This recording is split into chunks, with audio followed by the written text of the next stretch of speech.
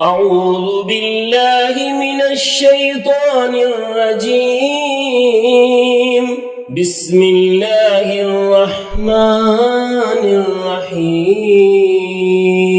أمن خلق السماوات والأرض وأنزل لكم من السماء ماء فأنبتنا به حدائق ذات بهجة. السلام علیکم ورحمۃ اللہ وبرکاتہ۔ خواتین حضرات، سورہ نمل، سورہ قصص اور سورہ عنکبوت پر مشتمل یہ 20واں پارہ امن خلق ہے۔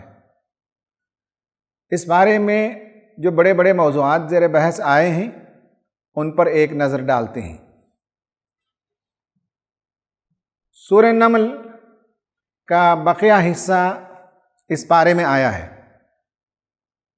اس پارے کی شروعات بہت خوبصورت سوالات سے کی گئی ہے۔ پورا ایک صفحہ اللہ تبارک و تعالیٰ نے کوشچنز کیے ہیں۔ امن خلق السماوات والارض وانزل لكم من السماء ماء فانبتنا به حدائق ذات بہجہ۔ کہا کہ کون ہے جس نے زمین و آسمان کو پیدا کیا؟ کون ہے جو تمہارے لیے موسلا دھار بارش برساتا ہے؟ اور کون ہے جو اس کے ذریعے سے تمہارے لیے گھنے گھنے باغات پیدا کرتا ہے؟ تمہارے بس کی تو یہ بات نہیں تھی کہ اس طرح کے انواع و اقسام کے شجر اور پھل پھول اور پودے تمہارے لیے پیدا کر لیے جاتے۔ اِلٰہٌ مع اللہ، کہ اللہ تعالیٰ کے علاوہ بھی کوئی اور خدا ہیں؟ پھر اللہ تعالیٰ نے سوال کیا کہ کون ہے جو تمہاری دعاؤں کو سنتا ہے؟ امن یجیب المضطر اذا دعاہ ویکشف السوء۔ دل بے قرار، دل مضطر پکارتا ہے، اپنے دل کا ماجرا کسی اور کو سنانا نہیں چاہتا، صرف خدائے رب ذوالجلال کو سنانا چاہتا ہے۔ کون ہے جو تمہاری تکلیفوں کو دور کرتا ہے؟ کون ہے جو تم کو خشکی میں اور سمندر میں راستے دکھاتا ہے؟ کون ہے جو تمہارے لیے خوشخبری لانے والی ہوائیں بھیجتا ہے؟ کون ہے جو نسل انسانی کا سلسلہ چلا رہا ہے؟ کیا کوئی اور خدا ہیں؟ تم تو حد سے گزرے ہوئے لوگ ہو، تم تو سمجھتے نہیں ہو۔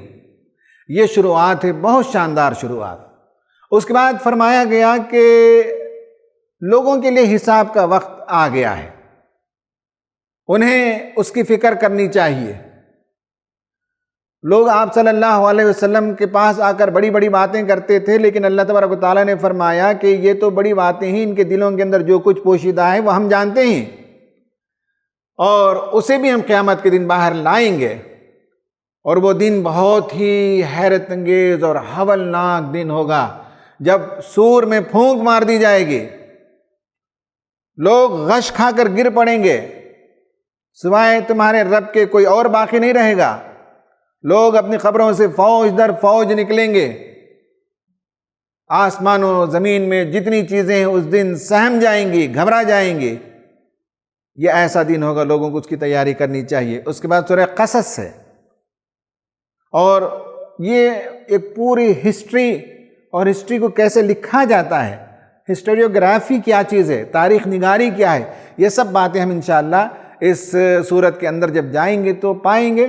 اور اس سورت میں حضرت موسیٰ علیہ السلام کے علاوہ ہارون کا قصہ بھی آیا ہے، جو ان کا کزن تھا، اور وہ اپنی وفاداریاں فرعون کے ساتھ لگا رکھا تھا، اور بے انتہا مالدار تھا، کیپٹلسٹ تھا، کرونو کیپٹلسٹ تھا، مگر وہ حضرت موسیٰ علیہ السلام کا دشمن تھا۔ آخر کار وہ زمین میں دھنس گیا۔ پھر اس کے بعد سورہ عنکبوت۔ سورہ عنکبوت کی شروعات میں بھی اللہ تبارک و تعالیٰ نے فرمایا احسب الناس ان یترکوا ان یقولوا آمنا وہم لا یفتنون، کیا لوگوں نے یہ گمان کر رکھا ہے کہ وہ چھوڑ دیے جائیں گے، بس انہوں نے زبان سے ایمان کا دعویٰ کر لیا مگر وہ آزمائے نہیں جائیں گے، شدید آزمائشوں سے گزرنا پڑتا ہے۔ پھر اس کے بعد انبیاء کے واقعات سنائے گئے۔ خواتین و حضرات، یہ وہ باتیں ہیں جو اس پارے کے اندر آئی ہیں۔ اب اس کے بعد ہم اس پارے میں سے کی لیتے ہیں۔ یہ قرآن کے علوم میں سے ایک اہم تر علم ہے، قرآنک سائنسز میں سے ویری امپورٹنٹ قرآنک سائنس ہے جسے جاننا چاہیے، اور وہ ہے اصل میں قرآنک ہسٹوریوگرافی اور امپورٹنس آف ہسٹوریوگرافی۔ اس پر ہم بات کریں گے کہ ہسٹوریوگرافی کیا چیز ہے۔ تاریخ نگاری کہتے ہیں، تاریخ ہم پڑھتے ہیں۔ آگے میں مثالیں بتاؤں گا کہ خود ہندوستان کی تاریخ جو لکھی گئی ہے وہ الگ الگ زاویوں سے لکھی گئی ہے۔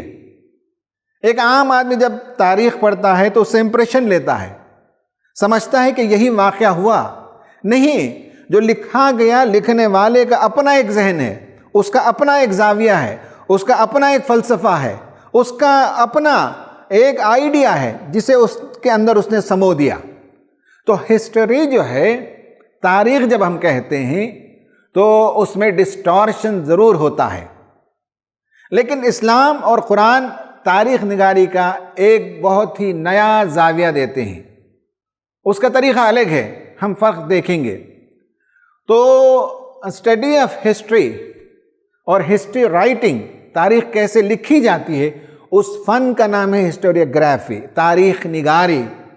Using particular sources, techniques and theoretical approaches, یعنی جب تاریخ لکھی جاتی ہے تو اس میں سورسز کا استعمال ہوتا ہے کہ آپ نے کن سورسز کے ذریعے سے یہ لکھا۔ بادشاہ کے دربار میں جو لوگ بیٹھے ہیں اور جو تاریخ لکھتے ہیں ان کے سورسز الگ ہیں، جو لوگ لائبریری میں جا کر کتابوں کو پڑھ کر لکھیں گے ان کے سورسز الگ ہوں گے، جو لوگ ویرانوں میں اور کھنڈروں میں جا کر تاریخ لکھیں گے ان کے سورسز الگ ہوں گے، ٹیکنکس الگ ہوں گے، اور تھیوریٹیکل اپروچ، اس واقعے کو دیکھنے کے تھیوری کیا ہے، الگ الگ لوگوں کے پاس الگ الگ تھیوری ہوتی ہے۔ پھر اس کے بعد Quran becomes the main source of history through stories of the people of the past. بہت امپورٹنٹ بات یہ ہے کہ قرآن بہت زبردست انسپائرنگ ٹول ہے۔ تاریخ کیسے لکھی جائے قرآن نے بتایا ہے، قرآن نے اس کا ایک پورا پرنسپل دیا، اس کا ایک پورا طریقہ دیا، اس کی میتھڈالوجی بتائی، اور ہمیشہ سے مسلمانوں کے درباروں میں میکرز آف ہسٹری، تاریخ نگار رہتے تھے، اور انہوں نے تاریخ نگاری کی اور بہت بڑا کردار انہوں نے پلے کیا۔ تاریخ انسانی زندگی کا اہم ترین حصہ ہے۔ جو اپنے ماضی کو یاد نہ رکھے وہ اپنے مستقبل کا پتہ نہیں لگا سکتے۔ کسی قوم کو اپنا فیوچر جاننا ہو تو اسے اپنے ماضی کو یاد رکھنا پڑے گا۔ یہ بہت امپورٹنٹ ہے ہیومن ہسٹری۔ اور Muslim historiography begins with the biographies of prophet, battles and hijrah. ہم اس پارے کے حوالے سے بھی دیکھیں گے، اور آگے پیچھے جو پارے میں باتیں آئیں اس کے حوالے سے دیکھیں گے۔ اسلام میں تاریخ نگاری کی جو شروعات ہے قرآن نے انسپائر کیا، اور رسول اللہ کی تاریخ لکھنے سے اس کام کی شروعات ہوئی۔ پھر اس کے بعد مختلف تاریخیں مسلمانوں نے لکھی ہیں۔ About 1000 verses in Quran deal with history۔ قرآن کے 6000 سے زائد آیتوں میں 1000 سے زائد جو آیتیں ہیں وہ تاریخ سے متعلق ہیں۔ آپ پہلا پارہ کھول لیجئے، آپ کو لگے گا حضرت آدم کا قصہ شروع ہوا، اس کے بعد بنی اسرائیل کا قصہ شروع ہوا، اور پارے کے اختتام تک چلا جاتا ہے۔ پہلا جو پارہ ہے اس کا 80% ہسٹری ہے، اسی طرح سے اور بہت سے پاروں میں ہے۔ تو یا تو قرآن ہسٹری بیان کرتا ہے یا ہسٹوگرافی یعنی تاریخ نگاری کے اصول بتاتا ہے، آداب بتاتا ہے کہ آئندہ کبھی زندگی میں تاریخ کو مرتب کرنا ہو تو کن بنیادوں پر تاریخ کو مرتب کیا جائے، یہ بتایا گیا ہے۔ مسلمانوں میں جو بڑے بڑے مؤرخین پیدا ہوئے ہیں ان کا میں نے یہاں ذکر کیا ہے آپ کی دلچسپی کے لیے کہ قرآن نے انسپائر کیا، سیرت کے مطالعے سے تاریخ نگاری کی شروعات ہوئی، سیرت اور مغازی یعنی جو جنگیں وغیرہ ہوئی، آپ نے جو ہجرت فرمائی، ان سب کو مرتب کیا، ہر بار ایک تفصیل کو انہوں نے کمپائل کیا۔ عروہ بن زبیر، ابن زبیر بہت بڑے مورخ مانے جاتے ہیں 643 سے 712 تک. وہب بن منبہ یہ 645 سے 732 تک. زہری بہت مشہور، آپ اگر کتابیں پڑھتے ہوں تو ان کا نام بھی دیکھیں گے. ابن اسحاق سیرت کے پہلے آتھر، سیرت کی پہلی کتاب انہوں نے لکھی تھی. پھر اس کے بعد بلازوری، ان کی کتابیں اور ان کے حوالے ہم کتابوں میں دیکھتے ہیں. اور اسی طرح سے طبری، تاریخ طبری کئی جلدوں میں موجود ہے، اور ہمارے مفسرین اور مورخین جب لکھتے ہیں تو لازم ہے کہ طبری کا حوالہ وہ دیں. واقدی کا حوالہ دیتے ہیں، یہ بھی ایک بہت بڑے تاریخ نگار ہیں. تو قرآن نے لوگوں کو تاریخ نگاری پر ابھارا. قرآن نے جیسے لوگوں کو سائنس کی طرف راغب کیا، اسی طرح سے قرآن نے لوگوں کو ہسٹری کی طرف راغب کیا. اسی طرح سے قرآن نے اور بہت سے علوم کے دروازے کھولے، ان میں سے یہ ایک بہت اہم علم ہے. اب آپ دیکھیے کہ قرآن تاریخ نگاری کے سلسلے میں جو اصول بتاتا ہے، نمبر 1 پرپز آف اسٹڈنگ، کیوں تاریخ کا مطالعہ کرنا چاہیے. سورہ نمبر 30 آیت نمبر 9 میں تفصیل سے اللہ تعالیٰ نے بتایا کہ چلو پھرو زمین میں، جا کر دیکھو کیسی کیسی قومیں آباد تھیں، وہ زبردست قوت رکھنے والی تھیں. انہوں نے زمین کو ادھیڑا، وہاں کے خزانوں کو نکالا اور زمینوں کو آباد کیا، بستیوں کو آباد کیا. لیکن اس کے بعد رسولوں کی جب انہوں نے نافرمانی کی تو ان کا قصہ اللہ تعالیٰ نے پاک کر دیا، صفحہ ہستی سے مٹا دیے گئے. تو purpose of reading history, purpose of writing history, purpose of historiography, تاریخ کیوں لکھی جائے، تاریخ نگاری کا پہلا پرپز یہ ہے کہ ہم تاریخ کو کیوں مطالعہ کرتے ہیں. اس لیے کہ زمین میں، دنیا میں جو لوگ آئے اور چلے گئے وہ کیوں آئے، کیوں چلے گئے، کیا اصول تھے، اسے دریافت کرنا پڑتا ہے. اسی طرح سے کریشن آف مین، یہ اسلامی تاریخ نگاری کا بہت اہم ترین عنصر ہے کہ کریشن آف مین سے تاریخ شروع ہوتی ہے. حضرت آدم کو اس نے کیوں پیدا کیا، پیدا کرنے کا مقصد کیا تھا. اور کئی جگہ تو آیا ہے، لیکن اس پارے کا 20ویں پارے کا مطالعہ کر رہے ہیں تو وہاں بھی یہ آیا کہ وَيَجْعَلُكُمْ خُلَفَاءَ الْأَرْضِ، زمین میں اس نے تمہیں خلیفہ بنایا، تم اس کے نائب ہو. زمین میں اللہ تعالیٰ کے احکام کا نفاذ تمہاری ذمہ داری ہے. اللہ تعالیٰ نے خلیفہ بنایا.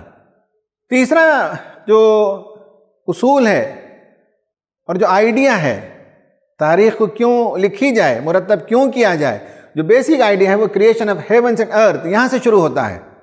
دیگر لوگوں کے پاس یہ آئیڈیا نہیں ہے، لیکن قرآن یہ بتاتا ہے امن خلق السماوات والارض، اور بہت سی آیتوں کی میں نے تلاوت کی اور آپ کو بتایا کہ زمین و آسمان کے پیدا کیے جانے کا ایک مقصد ہے، اور وہ سب تمہارے لیے اللہ تعالیٰ نے پیدا کیا. وہ بے مقصد چیزیں نہیں ہیں. تمہارا رب ہے وہ، جب اس نے ربوبیت کی ذمہ داری لی ہے، جب وہ تمہیں کھلاتا اور پلاتا ہے تو لازماً وہ تم سے سوال کرے گا. ایک دن لوٹ کر تم اس کے پاس واپس آؤ گے. یہ پرپز ہے کیوں تاریخ کا مطالعہ کیا جائے، کیوں تاریخ کو مرتب کیا جائے. ایک اور پرپز اسٹوریز آف پروفٹس، دنیا میں جو بہترین ماڈلز اللہ تعالیٰ نے بھیجے، وہ رسول تھے، وہ انبیاء تھے، اور ان کو اللہ تعالیٰ نے بھیجا. اور قرآن نے بتایا، سورہ قصص جو اس پارے کے اندر آئی ہے، تفصیل سے 28 میں آیت نمبر 3 سے شروع ہو کر سورہ کے اختتام تک یہ مضمون چلتا ہے. اور قصص ہے، قصص ہسٹری ہے، قصص جو ہے واقعہ نگاری ہے، اور واقعات کو کیسے پیش کیا جاتا ہے. اور حضرت موسیٰ علیہ السلام کا پورا قصہ اللہ تعالیٰ نے فرمایا وہاں، نَتْلُو عَلَيْكَ مِن نَبَإِ مُوسَىٰ وَفِرْعَوْنَ بِالْحَقِّ لِقَوْمٍ يُؤْمِنُونَ. حق کے ساتھ ہم وہ کہانی سنا رہے ہیں، ہم وہ ہسٹری سنا رہے ہیں، ہم وہ واقعہ بیان کر رہے ہیں. ہسٹوریوگرافی کیا ہوتی ہے دیکھ سکتے ہیں، ہم تمہیں سنا رہے ہیں. یہ پرپزز ہیں، آئیڈیا ہے بیسک، جس کے پیچھے ہسٹری کو مسلمانوں نے ڈیولپ کیا. پھر آپ دیکھیے یونیورسل ہسٹری. قرآن ہمیں بتاتا ہے کہ بعض جو ہسٹری ہیں قوم سے متعلق نہیں ہے، عرب سے متعلق نہیں ہے، نبی کریم صلی اللہ علیہ وسلم سے متعلق نہیں، لیکن یہ ہے کہ یونیورسل باتیں اس میں پائی جاتی ہیں. جیسے کہ بنی اسرائیل کا تذکرہ سورہ بنی اسرائیل میں بھی آیا ہے، اور خود اس پارے میں جس کا ہم مطالعہ کر رہے ہیں، ان ھذا القرآن یقص علی بنی اسرائیل اکثر الذی ھم فیہ یختلفون. ان کی تاریخ بہت بڑی ہے، 2000 سالہ تاریخ کو انہوں نے فراموش کر دیا. ہم تمہیں سنا رہے ہیں جہاں جہاں وہ اختلاف کر رہے ہیں، جہاں جہاں انہوں نے کرپشن کیا، جہاں جہاں انہوں نے چینجز کر دیے، ہم اسے کریکٹ کر رہے ہیں اور ہم آپ کو سنا رہے ہیں۔ ان کے عروج کی داستانیں بھی آئیں، ان کے زوال کی داستانیں بھی اللہ تعالیٰ نے سنائی ہیں۔ ایک اور پرپس ہے پاسٹ نیشنز، مختلف قومیں دنیا میں آئیں اور چلی گئیں، وہ جب چلی گئیں دنیا سے ختم ہو گئیں، صفحہ ہستی سے مٹا دی گئیں، تو کیا ایشوز تھے، کیا پرابلمز تھے، کیوں اللہ تعالیٰ نے ان پر عذاب نازل کیا؟ یہ ہسٹری کا مطالعہ بہت ہی پرپسفل ہے، میننگ فل ہے، انسانی زندگی کی رہنمائی کے لیے ہے، فخر و مباحات کے لیے نہیں ہے، اپنے قوموں کے قصوں کو جمع کرنا نہیں ہے۔ تاریخ تو ان اصولوں کے لیے ہے۔ پھر بایوگرافیز، اللہ تبارک و تعالیٰ نے بہت سے افراد کے واقعات کو اللہ تعالیٰ نے بیان کیا۔ یہاں حضرت موسیٰ علیہ السلام کا واقعہ تفصیل سے آیا ہے۔ اینڈ پروفٹ محمد صلی اللہ علیہ وسلم، آپ صلی اللہ علیہ وسلم ہمارے لیے اسوہ ہیں، نمونہ ہیں۔ دنیا میں وہ آئے انسانوں کے تزکیے کے لیے، اور آپ صلی اللہ علیہ وسلم نے جو ماری کے سر کیے، جیسے کہ آگے نیکسٹ پارے میں ہم دیکھیں گے، سورہ احزاب میں جنگ احزاب کا واقعہ ہو، جنگ بدر ہو، جنگ احد ہو، ہجرت ہو، حنین ہو، ہر چیز کو لوگوں نے بڑی تفصیل کے ساتھ لکھا ہے۔ یہ مسلمانوں نے شروعات یہاں سے کی۔ یہ 8 پرپزز ہیں ہسٹوریوگرافی کے، تاریخ نگاری کے، یہ 8 اہم ترین مقاصد ہیں۔ اب ذرا اس چارٹ کو دیکھیے، یہ بہت انٹرسٹنگ ہے، طلباء نوجوانوں کے لیے میں پیش کر رہا ہوں۔ ہسٹوریوگرافی کیا چیز ہے، تاریخ نگاری کیا چیز ہے؟ ہو سکتا ہے کہ آپ کے ذہن میں یہ سوال گھوم رہا ہو۔ دیکھیے کہ ایک اورینٹلسٹ اپروچ ہوتا ہے۔ ہندوستان کی تاریخ انگریزوں نے لکھی ہے، اس کا پورا اپروچ کیا ہے؟ جب یہاں انگریز آئے تو انہوں نے یہاں کے مذاہب کا، یہاں کی زبانوں کا، یہاں کی تہذیب کا مطالعہ کیا۔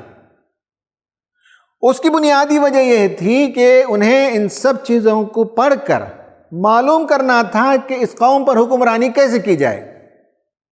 معلوم یہ کرنا تھا کہ یہ قوم مغربی قوم سے پست ہے، باربیرک ہے، سویلائز نہیں ہے، کیسے ثابت کیا جائے؟ Orientalist approach. اور دیکھا کہ کہاں اپنی مشنری کو لا کر اتار سکتے ہیں۔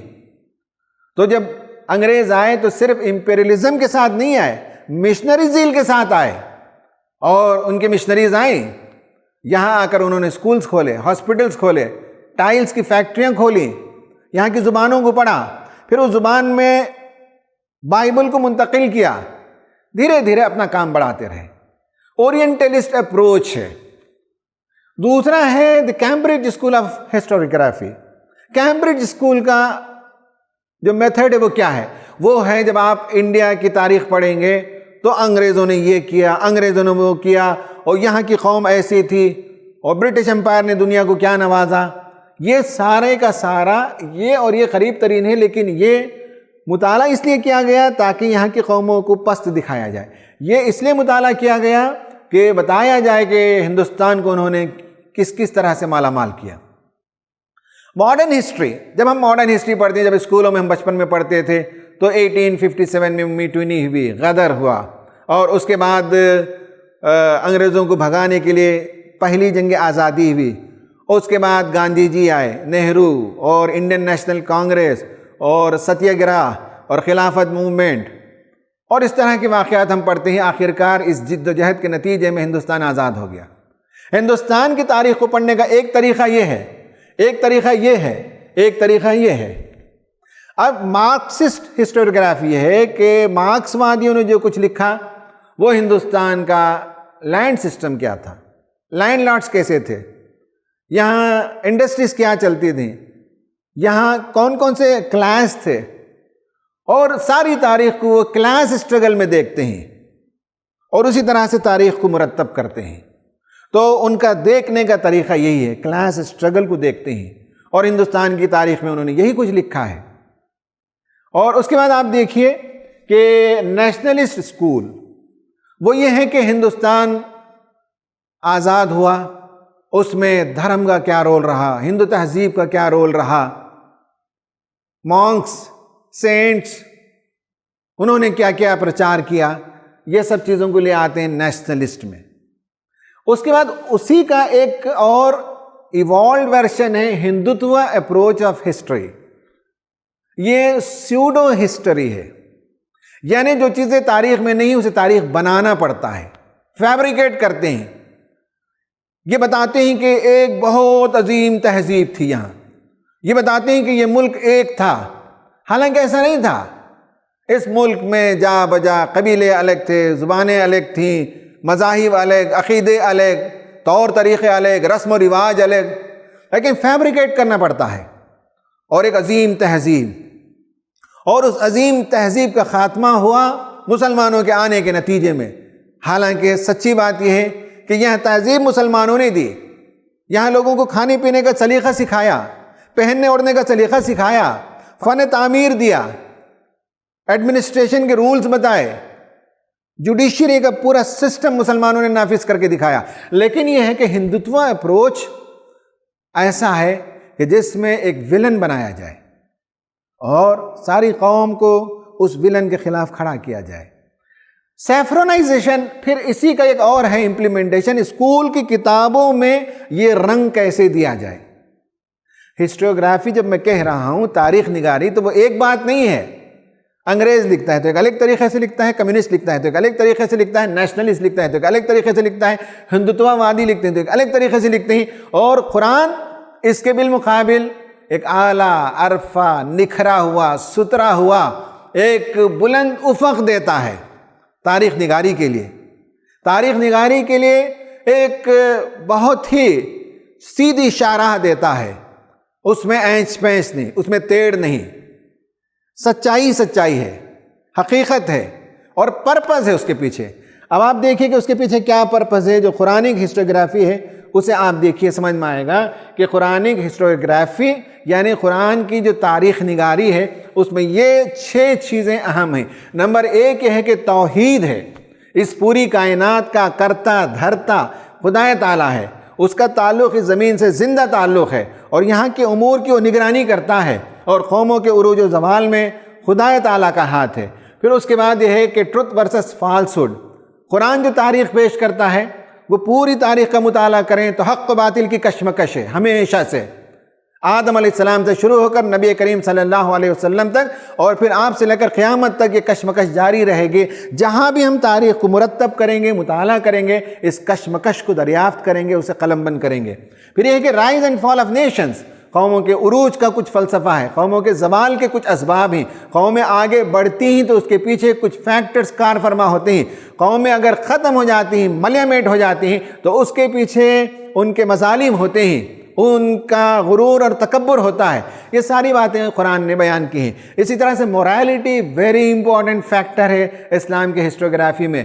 ہم نے کل والے چیپٹر میں دیکھا تھا کہ کس طرح سے ہومو سیکسولیٹی یا کرپشن یا ٹیرنی، یہ وہ بڑے بڑے ایشوز سے جو وقت کے رسولوں نے ایڈریس کیا. موریلٹی اسلام کی تاریخ نگاری میں ایک اہم ترین سنگ میل ہے. اسی طرح سے اکاؤنٹیبلٹی. انسان دنیا میں شتر بے مہار نہیں ہے، اسے کوئی تھامنے والا ہے، اسے کوئی پکڑنے والا ہے، وہ کسی کے سامنے مسئول ہے. قیامت کے دن اسے کھڑا کیا جائے گا، اس کی ساری زندگی کا حساب کتاب لیا جائے گا، اسے جواب دینا پڑے گا، افراد کو بھی قوموں کو بھی. اسی طرح سے لرننگ فرام پاسٹ. اللہ تعالیٰ نے جتنے واقعات بیان کیے ہیں ان واقعات کو بیان کرنے کا مقصد یہ ہے کہ انسان سنبھل جائے، انسان نصیحت حاصل کرے، تذکیر حاصل کرے، اور وہ غلطیاں نہ دہرائے جن غلطیوں کی پاداش میں اللہ تعالیٰ نے قوموں کو پکڑا تھا. خواتین و حضرات، اب ہم اپنے اس لیکچر کے آخر حصے میں آ گئے، اور ہماری ایکٹیویٹی ہے number 1، do you remember your دعا in distress and what was the response from ابو. 20ویں پارے کی شروعات میں اللہ تعالیٰ نے کہا کہ دل بے قرار کی دعا کون سنتا ہے، کون اس کی تکلیف کو دور کرتا ہے. آپ کا تجربہ کیا ہے؟ جب آپ مضطر ہو گئے، بے قرار ہو گئے، تو کیا آپ نے کبھی دعا کی، اور کیا جواب ملا آپ کو اوپر سے؟ Number 2، what is your opinion about your wealth. قارون کا خیال تھا کہ یہ دولت میرے اپنی صلاحیتوں سے اور میری اپنی پلاننگ کی وجہ سے ہے، میں اس کا مالک ہوں. آپ اپنی دولت کے بارے میں کیا خیال کرتے ہیں؟ Number 3, how do you behave during trials. سورہ عنکبوت میں آیا ہے کہ کیا تم لوگوں نے یہ سمجھ رکھا ہے کہ ایمان لے آئیں تو بس یوں ہی چھوڑ دیے جائیں گے اور آزمائے نہیں جائیں گے. تو جب کوئی آزمائش آتی ہے تو آپ کا مینٹل فریم ورک کیا ہوتا ہے, آپ کے اندر خیالات کیا ہوتے ہیں, آپ کیسے دیکھتے ہیں تکلیفوں کو. خواتین حضرات, اس پر آج ہماری بات ختم ہوتی ہے. اللہ تعالیٰ سے دعا ہے کہ اللہ تبارک و تعالیٰ قرآن میں جو قصے بیان کیے گئے ہیں, جو تاریخ نگاری کا اسلوب اور فن بتایا گیا ہے, ان سب باتوں کو سامنے رکھ کر قرآن مجید کو سمجھنے کی توفیق عطا فرمائے. آمین. وآخر دعوانا ان الحمد للہ رب العالمین.